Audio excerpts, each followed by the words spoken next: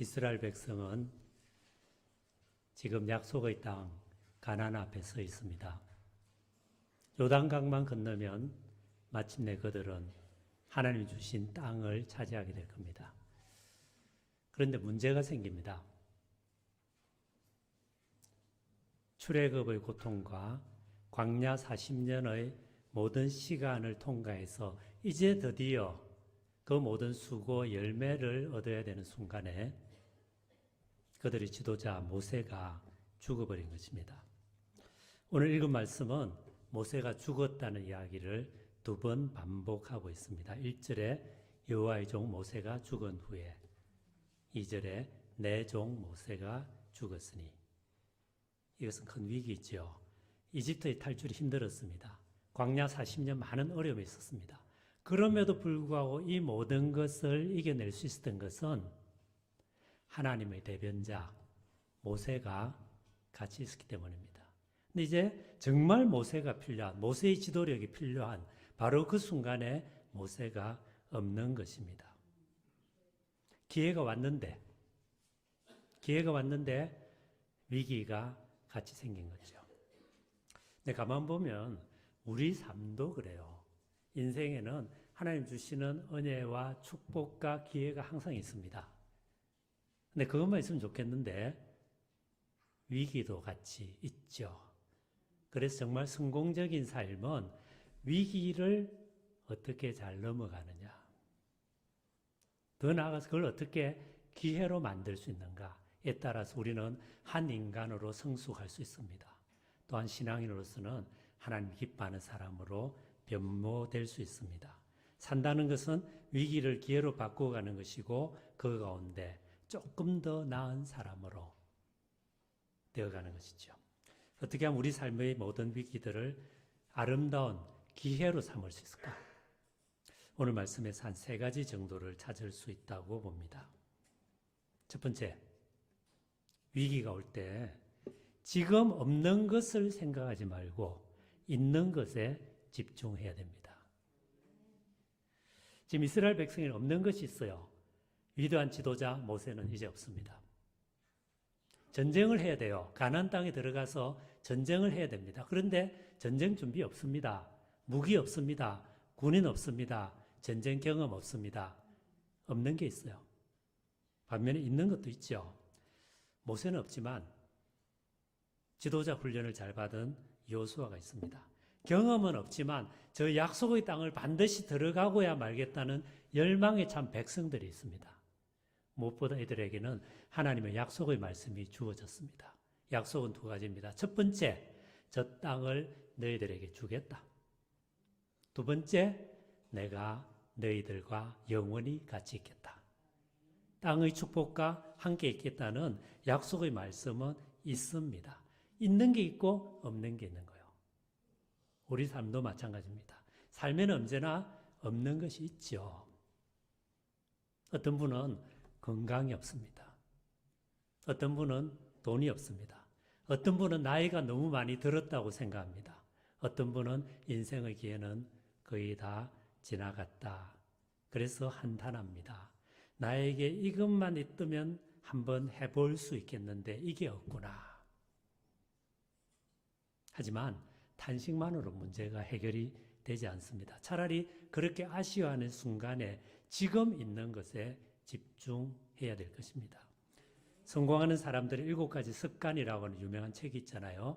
이 책의 저자인 스티븐 코비가 이 책의 앞부분에서 관심의 원, 영향력의 원, 이런 말을 합니다.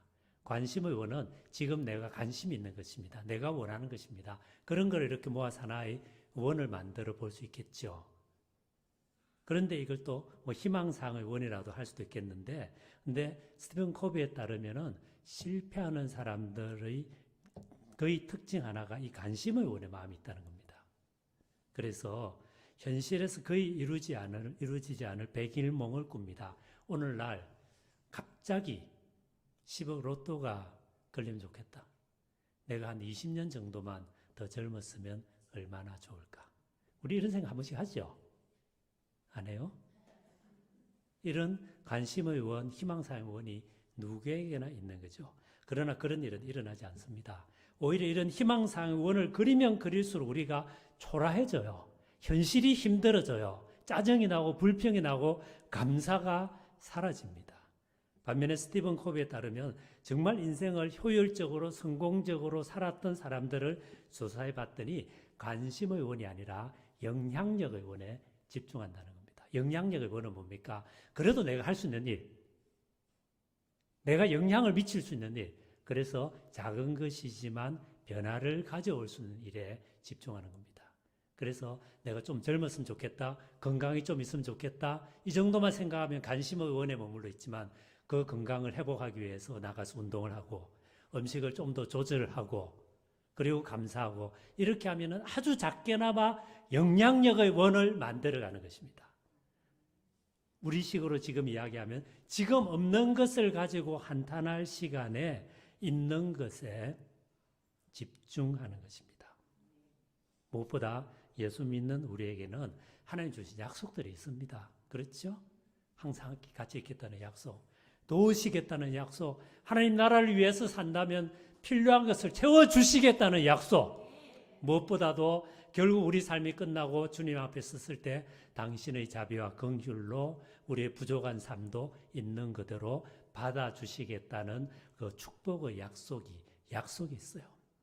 그래서 약속을 의지하고 있는 것에 집중하면서 살아갈 때 우리 삶은 위기가 오히려 기회가 될 수 있을 것입니다.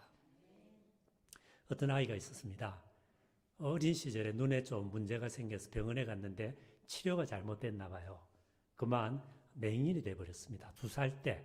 어릴 때는 괜찮았어요. 그러나 10대가 되고 20대를 눈앞에 두면서 이제 사춘기 속에서 굉장히 이 마음에 답답하죠. 남들은 왜 다 보고 있는데 나는 못 보는 것인가? 내가 언제까지 살지 모르지만 깜깜한 이 어둠 속에서 살아야 되는가? 얼마나 괴로웠겠어요. 그래서 죽음을 몇 번씩 생각했는데 그런 그에게 누가 점자로 된 성경을 줬습니다. 그래서 손으로 더듬어가면서 성경을 읽는 가운데 하나님이 찾아오셨고 하나님이 그를 만나주셨고 하나님의 은혜가 임했습니다.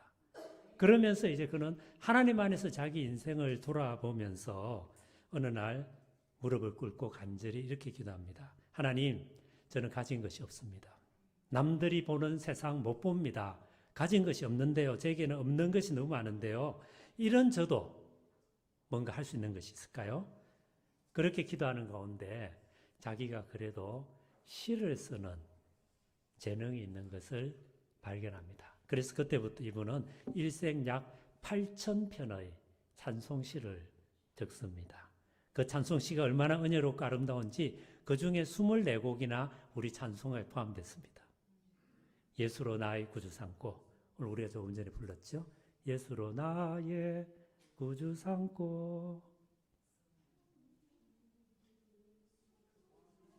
예, 그 찬송. 나의 갈 길 다 가도록 예수 인도하시니, 찬송으로 보답할 수 없는 큰 사랑, 주님의 영광, 할렐루야. 인애하신 구세주여, 내 말 들으사 죄인 오라 하실 때에 나를 부르소서. 이런 주옥 같은 찬송시를 쓰고 이것이 찬송가의 수록이 되어서 이걸 부를 때마다 수많은 사람들이 하나님을 만나고 은혜를 체험하고 삶이 변화됩니다. 그녀 이름은 환희 제이 크로스비입니다. 그녀는 언젠가 이런 말을 남겨요.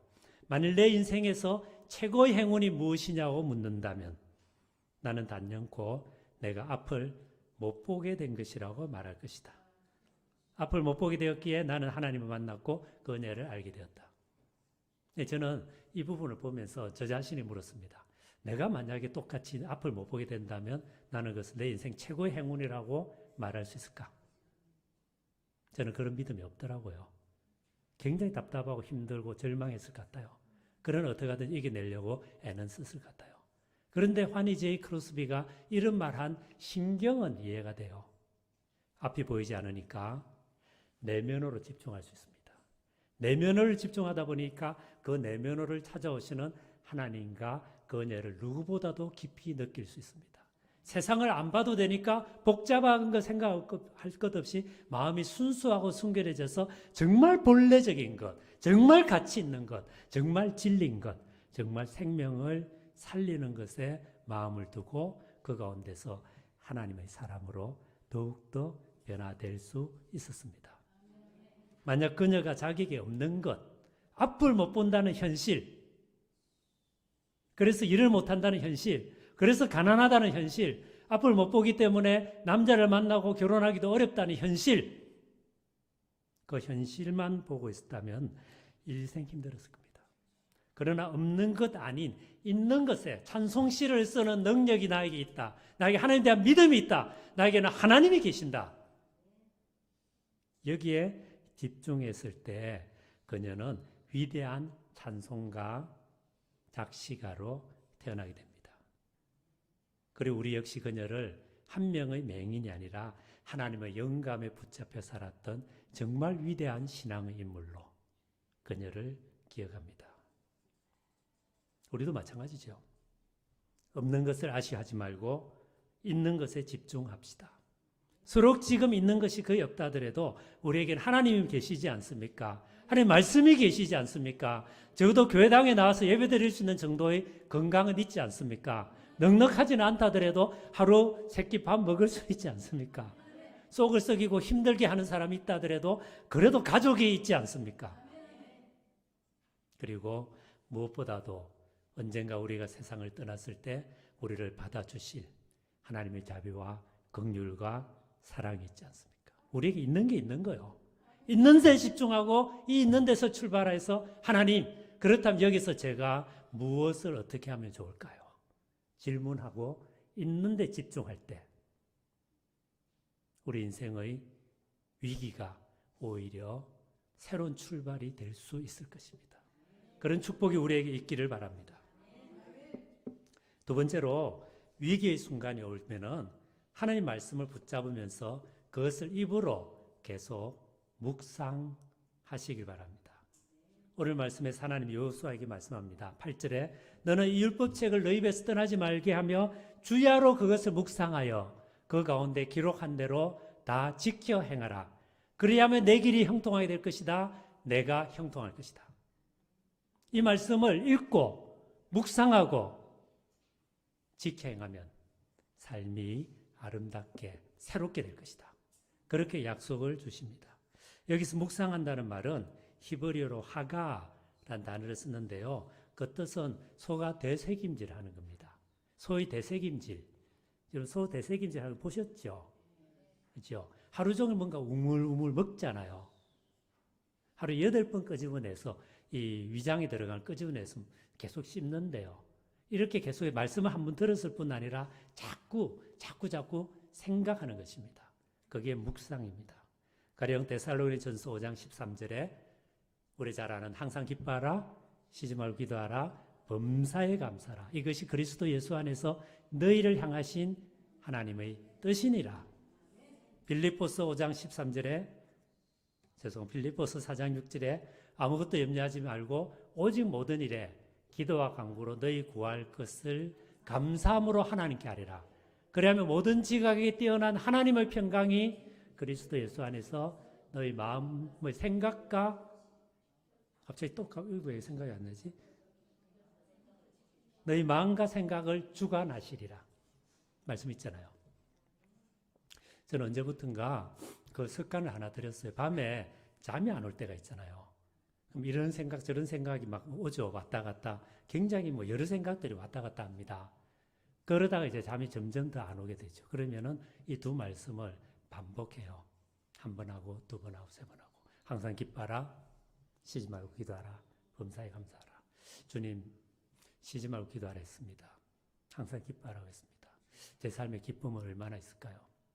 아무것도 염려하지 말고 오직 모든 일에 기도와 간구로 너희 구할 것을 감사함으로 하나님께 하리라. 그래야 모든 지각에 뛰어난 하나님의 평강이 그리스도 예수 안에서 너희 마음과 생각을 지키시리라. 생각하고 또 생각하고 때로는 5번, 10번을 생각하고 그러다 보면 이제 어느 순간 잠이 들어있어요. 그게 묵상하는 겁니다. 그리고 그렇게 묵상한 말씀이 들은 말씀이 아니라 묵상한 말씀이 우리 존재 깊은 곳에 들어가서 우리를 바꿉니다.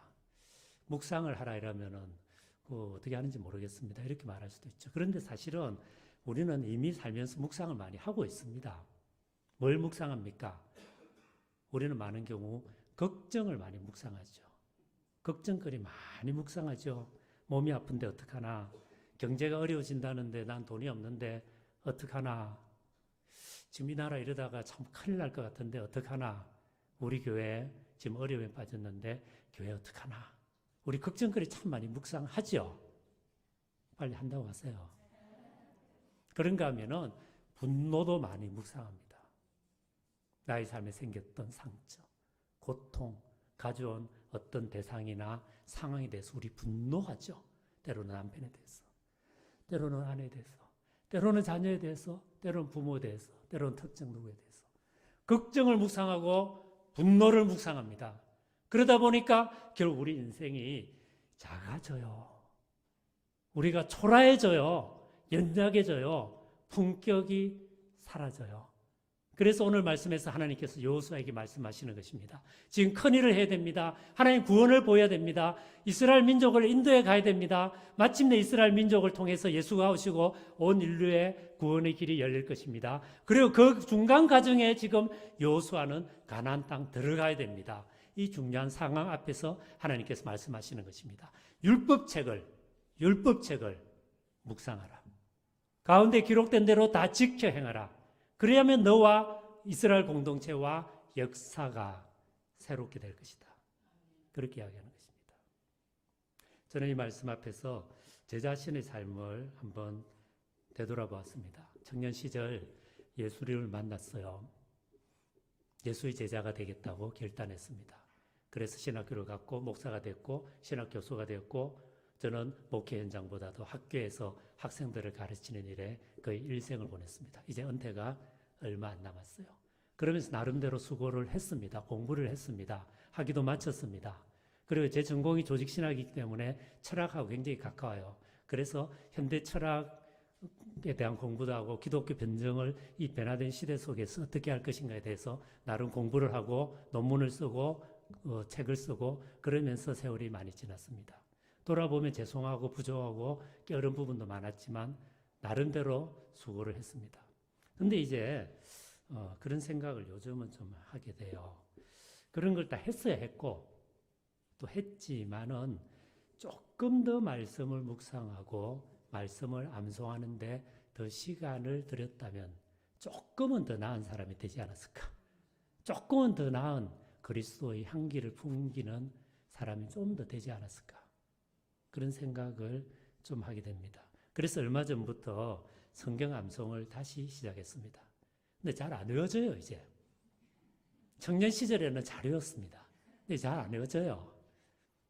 사실은 지금 제가 알고 있는 말씀은 거의 그때 80% CCC라는 선교단체에서 이제 훈련을 받았는데요. 그때 외운 말씀들이에요. 근데 그 말씀들이 돌아보면 일생 저를 지켜줬습니다. 그때 읽고 공부하고 묵상했던 말씀들이 일생 저를 인도해 줬습니다. 실패할 때도 연약할 때도 잘못된 길을 갈 때도 깊이 좌절할 때도 결국 저를 인도했고 이끌어 준 것은 그 묵상한 말씀이었어요. 그래서 남은 삶도 말씀을 조금 더 읽고 암송하고 묵상하기를 원합니다. 여러분도 그런 축복이 있길 바랍니다. 말씀에는 능력이 있어요. 말씀에는 변화의 힘이 있어요. 분명히 우리 개인의 삶을 그리고 사회를 교회를 바꾸게 됩니다. 여러분 우리는 많은 경우 생각이 먼저 있고 그리고 그 생각을 말로 표현한다 이렇게 여기죠. 그렇죠? 그렇잖아요. 뭐 생각하고 그 다음 그걸 말로 맞죠? 빨리 그렇다고 이야기해 주십시오. 그런데 오늘날 많은 언어학자들이 반대로 이야기해요. 생각하고 말을 하는 게 아니라 말이 먼저 있고 말이 있기 때문에 이 말로 생각한다는 거예요. 말로 생각한다는 거예요. 저는 말로 생각한다는 것을 미국과 캐나다에서 유학생활하면서 뼈저리게 느꼈습니다. 영어를 나름 준비해 갔어요. 그러나 아무래도 부족하잖아요. 영어는 제 모국어가 아니니까. 박사과정에서 영어나 독일어로 된 책을 한 주에 800에서 1000페이지씩을 읽어야 됩니다. 읽어는 가죠. 근데 그걸 수업 시간에 토론을 해야 됩니다. 말이 안 되잖아요. 그러니까 읽어간 것을 표현할 수 없어요. 그리고 표현을 한다 하더라도 굉장히 얕은 수준의 표현밖에 못해요. 근데 반면에 그 미국 애들, 캐나다 애들은 말을 너무 잘하더라고요. 영어를. 그래서 한 번은 제가 말하기를 그만두고 무슨 소리 하나 들어봤더니 그중에 어떤 친구는 책도 안 읽고 와서 떠들어요. 그런데도 그럴 법하게 말해요. 누가 말한 말 탁 들어갖고 대충 감잡아서 이야기. 왜 그렇게 했냐면은 제가 공부했던 학교가 프린스턴인데 그 프린스턴에서는 프리셉토리알이라고 해서 전통적 몇백 년 동안 내려오면서 학생들이 토론하고 교수가 점수 매기는 시스템이 있어요. 그러다 보니까 말을 안 하면 점수가 안 나오기 때문에 떠드는 거예요. 근데 어찌됐든 간에 말을 못하니까 생각도 잘 안 나고 표현도 못하는 거죠. 그때 제가 깨달았던 것이 우리가 말로 생각한다는 겁니다. 그 말은 그래서 제가 왜 그때 잘 못했냐. 친수가 우리말에서 영어로 말을 바꾸고 나니까 생각도 잘 안 되고 표현도 안 되었던 것입니다. 이걸 뒤집어 말하면은 말이 바뀌면 생각이 바뀌어요. 그리고 생각이 바뀌면 삶이 바뀌어요. 그래서 하나님께서는 말씀을 읽고 묵상하고 선포하라. 그렇게 하시는 겁니다. 우리는 어쨌든 말로 살아갈 것입니다. 그리고 우리의 말의 많은 부분은 걱정이고 분노입니다. 그거 말고 하나님 말씀, 창조적인 말씀, 세상을 만드신 말씀, 생명을 살리는 말씀, 변화시키는 말씀, 모든 것을 새롭게 만드시는 이 말씀이 우리 속에 들어와서 우리를 인도할 때 우리 삶이 새롭게 될 것입니다. 개그맨 김병만 씨라고 있잖아요. 이분이 그 개그 콘서트라는 프로그램에서 달린이라고 하는 코너로 인기를 끌었던 분 아시죠? 근데 이제 이 김병만 씨가 인터뷰한 걸 전해 본 적이 있습니다. 이분이 지금은 가장 인기 있는 연예인 중에 한 분이지만 언제나 그랬던 건 아니죠. 젊은 시절 열등감 덩어리였답니다. 남자 키가 158cm예요. 너무 작죠? 집이 찢어지게 가난했습니다. 아버지는 일용직 노동자, 엄마는 건물 청소부. 자기도 고등학교만 겨우 마치고 일용직 노동을 하다가 사청에서 떨어져서 크게 다쳤습니다. 겨우 회복된 다음에 이렇게 살고 싶지는 않다 싶어서 집에 있는 돈 30만 원을 들고 서울로 무작정 상경해서 갖가지 아르바이트를 하면서 고생하면서 대학 입학 시험을 치는데 치는 족족 떨어집니다. 서울예술전문대학 입시 6번 떨어졌고 대단하죠. 6번을 떨어졌어요. 어쨌든 백제대학에 3번, MBC 개그맨 공채에 4번, KBS 공채에 3번 떨어졌습니다. 이제 더 이상 못하겠다. 깊이 좌절해서 자살하려고 약국들을 돌아다니면서 수면제를 여기서 2알 저기서 3알 모아서 40알을 모아서 먹고 죽으려고 했는데 그때 이제 대방동, 서울 대방동 산동네 옥탑방에서 죽기 직전에 서울 시내를 쭉 보는데 저쪽에 여의도 쪽에서 밝은 빛이 있는데 KBS 본관이 있는데요. 그 KBS 본관을 보면서 펑펑 울면서 그렇게 외쳤답니다. 나는 저기 갈 거다. 나는 저기 있어야 된다. 내가 있을 곳이 저기다. 저곳에 나는 반드시 가고야 말겠다. 눈물을 흘리면서 고함을 치면서 저곳에 있겠다라고 외친 다음에 그 40알 수면제를 수채 구멍에 던지고 펑펑펑펑 울었답니다. 근데 그와 같은 반드시 가고야 말겠다는 선포, 주장을 통해서 오늘 우리가 알고 있는 너무나 탁월한 많은 사람들에게 기쁨을 주는 개그맨 김병만 씨가 탄생한 거죠. 우리 역시 마찬가지입니다. 삶은 어차피 힘든 부분 많잖아요. 그 힘든 부분만 보고 좌절할 것입니까? 오히려 내가 가야 할 꿈을 찾아 다시 한번 일어나서 걸어가야 되지 않겠습니까? 저는 여러분하고 잘 모르잖아요. 그래서 여러분 한 분 한 분의 여의도의 그 불빛, 그게 뭔지는 몰라요. 그러나 가만 생각해 보시죠. 그런 것이 아마 있었을 것입니다. 그게 뭔지 모르겠다 생각하면은 찾아보십시오. 내 나이 지금 60이다, 70이다, 80이다, 90이다 그런 이야기 하지 마시고 내가 이거 없다, 저거 없다 이런 말씀 하지 마시고 아직 살아있잖아요. 신앙이 있잖아요. 아직 하나님의 은혜가 우리를 쳐다보고 있잖아요. 그리고 남은 우리 삶 계속 가야 되잖아요.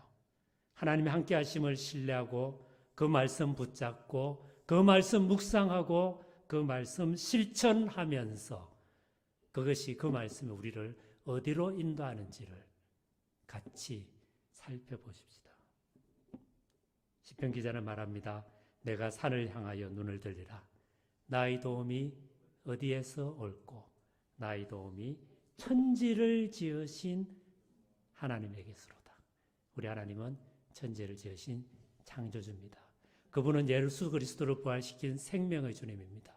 그분은 성령을 보내주셔서 우리 개인과 교회와 세상을 근본적으로 새롭게 하시는 분입니다. 그분은 역사의 마지막 날, 역사의 모든 것을 가장 공정하고 정확하게 그러나 자비롭게 판단하시고 마침내 완성으로 이끄실 주제자십니다. 이게 하나님이 당신의 능력을 보여주는 방편이 말씀이에요. 그 말씀을 묵상하고 우리 걱정과 분노 대신 말씀을 묵상할 때 우리 인생의 모든 어려움을 오히려 새로운 기회로 삼을 수 있을 것입니다. 이런 축복이 우리에게 있길 바랍니다. 세 번째로 해야 될 일이 있어요. 그것은 성결된 삶을 회복하는 것입니다. 한번 따라 하실래요? 성결된 삶을 회복하십시다. 이제 백성들은 요단강을 건너가야 되죠. 근데 3장 5절에 보면은 요단강을 건너가기 전에 해야 될 일이 있습니다. 그것은 자기 자신을 성결하게 하는 것입니다. 3장 5절에 이렇게 이야기해요. 여호수아가 또 백성에게 이르되 너희는 자신을 성결하게 하라. 여호와께서 내일 기이한 일을 행하실 것이다. 실제로 그 다음 날 제사장들이 법궤를 들고 요단강을 밟으니까 요단강 위에서 끊어집니다. 그리고 이스라엘 백성은 요단강을 건너가는 놀라운 일이 납니다. 그러나 그걸 하기 위해서 먼저 뭘 해야 되느냐? 성결하게 하라는 거예요. 여기서 성결이라는 히브리어 단어가 카다시라는 단어를 썼습니다. 근데 그 뜻은 잘라낸다는 거예요. 잘라낸다. 곧 우리 삶을 힘들게 하고 고통을 가져오고 어렵게 만드는 것들을 하나씩 잘라내는 과정. 이것이 성결의 과정입니다. 100m 달리기를 할 때 선수들이 외투를 입고 뛰는 선수 없잖아요. 가방 들고 뛰는 선수 없잖아요. 가장 단순하게 이제 운동 팬티 입고 그리고 위에 러닝 하나 입고 번호판 붙이고 뛰지 않습니까? 헬스장을 가도 뭐 회사원들이 가령 일을 하다가 급하게 이제 운동하러 가더라도 양복은 다 라크에 넣어버리고 그 헬스장에서 입는 아주 간결한 옷을 입고 그렇게 하죠. 탁구장을 가도 마찬가지입니다. 이러면서 불필요한 옷을 벗는 것, 불필요한 것을 하나씩 벗어버리는 것, 그것이 성결입니다. 히브리서 12장 1절을 말합니다. 이러므로 우리에게 구렁같이 둘러싼 허다한 정인들이 있으니 모든 무거운 것, 얽매이기 쉬운 죄를 벗어버리고 믿음의 주요 온전케 하시는 이인 예수를 바라보자. 예수님이 우리 앞에 있어요. 우리를 부르고 계십니다. 그분을 쳐다보고 그분을 향해서 이제 운동선수처럼 둘둘 좀 털어버리고 가는 거예요.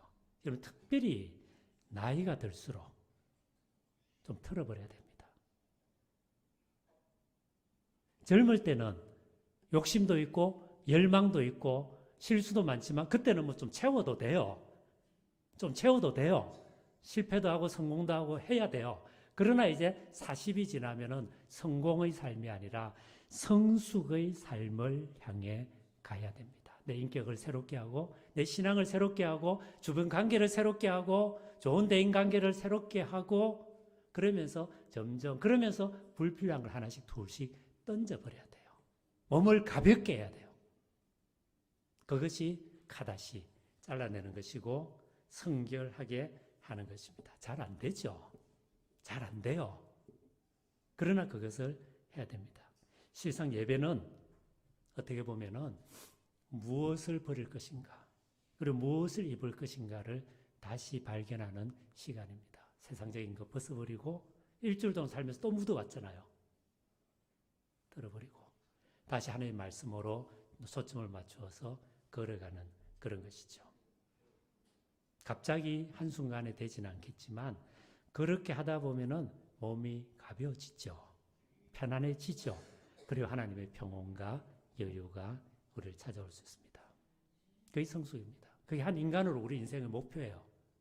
그래서 결국 인생의 목표는 좀 더 성숙한, 좀 더 나은, 좀 더 괜찮은 사람이 되는 거예요. 신앙인으로서는 좀 더 하나님이 기뻐하실 만한, 좀 더 하나님이 인정하실 만한 그런 사람으로 자기를 만들어가는 게 인생의 목표입니다. 그렇다면 여러분 이것은 나이 들었다고 그만두는 게 아니에요. 오히려 나이 들면 들수록 더 쉬워질 수도 있어요. 여러분 야구라고 하는 운동 경기의 묘미가 그거지 않습니까? 지고 있습니다. 패색이 짙습니다. 경기는 끝나갑니다. 그러나 9회 말 3아웃이 될 때까지는 아직 남았잖아요. 그래서 요기 베라라고 하는 유명한 야구 선수가 했던 말이 있잖아요. 끝날 때까지 끝난 것이 아니다. It's not over till it's over. 맞아요. It's not over till it's over. 예, 끝날 때까지 끝난 것이 아니다. 우리는 아직 남았어요. 우리 아직 남았습니다. 우리 젊은 분들은 좀 이해하고 들으세요. 저도 나이가 이제 64살이 됐기 때문에 좀 들어가지고 조금 이제 생각을 많이 하게 돼요. 그러면서 스스로 지나온 날보다는 앞으로 갈 날이 훨씬 짧죠. 그러나 이 시간을 하나님 앞에서 아름답게 살고 싶습니다. 풍성하게 살고 싶습니다. 열매를 맺으며 살고 싶습니다. 그리고 그렇게 하나님은 살게 해주시는 분이십니다. 그래서 가면 갈수록 좋아질 수 있어요. 가면 갈수록 좋아질 수 있어요. 우리 지금 돈이 없고 건강도 별로 없고 젊은 날에 미모도 사라졌고 젊은 날에 활력도 별로 없고 몸도 여기저기 아프고 저도 그렇거든요. 그렇지만 하나님의 약속은 있습니다. 가면 갈수록 좋아질 수 있어요. 그러기 위해서 비본래적인 것들 좀 하나씩 하나씩 놓아버려야 됩니다. 놓아버려야 됩니다. 언젠가 어느 근사님, 노 근사님하고 대화를 하게 됐는데요. 그분이 자기 꿈 이야기를 했어요. 꿈에 버스를 탔는데 봉지 들었답니다. 검은 봉지, 하얀 봉지, 무슨 쇼핑백 잔뜩 들고 버스를 탔는데 버스가 이제 자기가 내려야 되는 곳이 있는데 자기의 봉지가 너무 많아서 막 봉지 주섬주섬 줍다 보니까 못 내렸대요. 그래서 다음에라도 내려야겠다 했는데 또 봉지 줍다 보니까 또 못 내렸대요. 그러다 꿈을 깨서 꿈이 굉장히 기분이 안 좋았습니다. 찜찜했습니다. 그러면서 저보고 하는 말이 도대체 그 봉지가 뭐였을까요? 그러더라고요. 그래서 제가 뭐 맞는지 모르겠지만 그냥 제 생각대로 말씀을 이렇게 드렸습니다. 근사님, 어떻게 보면 그게 근사님의 걱정이고 근심이고 분노의 봉지인지도 모르겠습니다. 살아오면서 억울했던 일, 안타까웠던 일, 힘들었던 일, 이루지 못했던 것. 그리고 지금 해결해야 될 문제들, 그런 봉지들인지도 모르겠습니다. 그리고 그런 것에 사로잡히다 보니까 근사님이 정말 살아야 되는, 정말 내려야 되는 그 장소에서 못 내리고 있어서 하나님께서는 어쩌면은 그 꿈을 통해서 그 봉지 그 필요 없는 것들 다 좀 내려버려라. 그리고 몸 가볍게 해라. 그리고 내릴 때 내려라. 그런 말씀 혹시 해주시는 건지도 모르겠습니다. 근사님께만 드리는 이야기가 아니라 저한테도 하는 이야기입니다. 그런 이야기를 한 적이 있어요. 그래서 제가 꿈을 좀 바로 해석한 것 같아요. 여러분 나이 들수록 본질에 집중해야 됩니다. 카다시 잘라버려야 돼요. 거룩을 해보게 됩니다. 그러면은 나이에 관계없이 성숙할 수 있습니다. 나이에 관계없이 성숙할 수 있습니다. 중세기 때부터 내려오는 그 어부의 기도라고 하는 아주 짧은 기도시가 하나 있어요. 이것만 말씀드리고 말씀을 마치려고 합니다. 내용이 이렇습니다. 저는 굉장히 이 내용이 좋았어요. 그래서 자주 이 내용을 생각을 합니다. 내용이 이렇습니다. 하나님, 제 평생에 물고기를 잡을 수 있게 해주십시오. 그리고 마지막 날 당신이 당신의 그물을 던지실 때 제가 그 그물에 잡히게 해주십시오. 느낌이 좀 오세요? 어부잖아요. 어부니까 열심히 물고기 잡아야죠. 그게 생업이죠. 그래서 기도합니다. 하나님, 제 생애 동안 제 평생의 물고기를 잡을 수 있게 해주십시오. 그럼 언제까지 그 일을 할 수는 없잖아요. 언젠간 그만둬야 되죠. 죽음이 옵니다. 그때 그를 기도하는 거죠. 마지막 날 주님이 그물 던지실 때 그 그물에 제가 잡히게 해주십시오. 전 제 마음이에요. 하나님, 지금까지 꽤 길게 살았습니다. 청춘인 줄 알았는데요. 20대인 줄 알았는데요. 30대인 줄 알았는데요. 마음속에는 여전히 청년이, 소년이 있는데요. 어느새 얼굴에 주름살 지고 점도 생기고 나이가 60 중반입니다. 그리고 나름대로 참 죄송하지만 잘 열심히 못 살았던 것 같지만 그래도 이것저것 해왔습니다. 그런데 언제까지일지 모르지만 주님, 제가 해야 할 일을 할 수 있게 해주십시오. 말씀 전하는 일, 학생들 가르치는 일, 책 쓰는 일, 아버지 역할, 남편 역할, 예수 그리스도의 제자 역할, 물고기 잘 잡게 해주십시오. 그리고 마지막 날 주님께서 저를 안다고 해주십시오. 당신의 그물에 제가 걸리게 해주십시오. 부족했지만, 연약했지만, 실패도 했지만, 때로는 주님 앞에 너무 부끄러워서 고개도 못 드는 순간도 많지만, 그래도 당신의 자비로, 당신의 긍휼로, 십자가의 은혜로 당신의 그물에 저를 잡아주십시오. 나는 너를 안다. 착하고 충성된 종아, 그렇게 말해 주십시오. 그 기도의 마음을 너무 이 기도시가 잘 담았어요. 같은 은혜가 성도님들께 있길 바랍니다. 나이는 여러분 문제 아니에요. 지금부터 살면 돼요. 없는 것보다 있는 것에 집중하고, 그리고 그 부분에서 할 수 있는 걸 하고, 말씀을 인도 따라서 하나님 원하시는 삶을 살고, 그러면서 불필요한 거 하나씩 털어버리는 삶을 살아갈 때 우리 삶은 하나님 앞에서 가면 갈수록 아름다워질 것입니다. 열매가 있을 것입니다. 풍성할 것입니다. 마침내 하나님의 위로와 격려와 축복이 우리 것이 될 것입니다. 그리고 시간이 지나 주변의 사람들에게 선한 영향력을 미치며 살아 자기 자신의 삶을 보며 감사할 수 있을 것입니다. 그러므로 형제들아, 흔들리지 말며 더욱 주의 일에 힘쓰는 자들이 되라. 이는 주께서 가까우시느니라. 하나님의 말씀이 우리를 붙잡을 수 있기를 바랍니다. 같이 기도하겠습니다. 자기 귀에 들릴 정도로 기도하십시다. 개인적으로, 가정적으로, 교회적으로, 또 우리 한국 사회에도 쉬운 상황은 아니지만 전능하신 하나님을 신뢰하며 당신의 말씀에 붙잡히며 말씀을 따라 살며 정결을 연습하며 지금 있는 것에 집중해서 하나님 새롭게 살겠습니다. 기도하는 우리 되도록 하십시다. 같이 기도하겠습니다.